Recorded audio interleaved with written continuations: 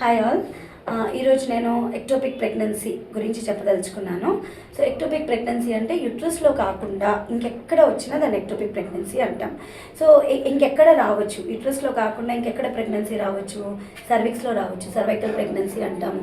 Uterus అంటే ఇంతకుముందు operation అయిన స్కార్లో రావచ్చు, సో దాన్ని స్కార్ ప్రెగ్నెన్సీ అంటాం. ట్యూబ్లో రావచ్చు, దాన్ని ట్యూబల్ ప్రెగ్నెన్సీ అంటాం.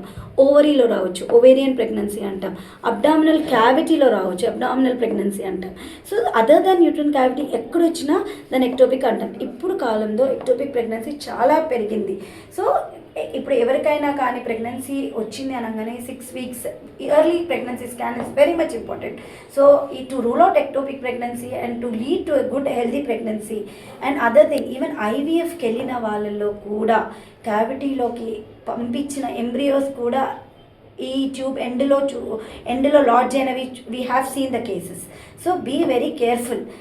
ప్రెగ్నెన్సీ పాజిటివ్ వచ్చిందని చెప్పి డాక్టర్ దగ్గరికి వెళ్ళడం డిలే చేయకండి.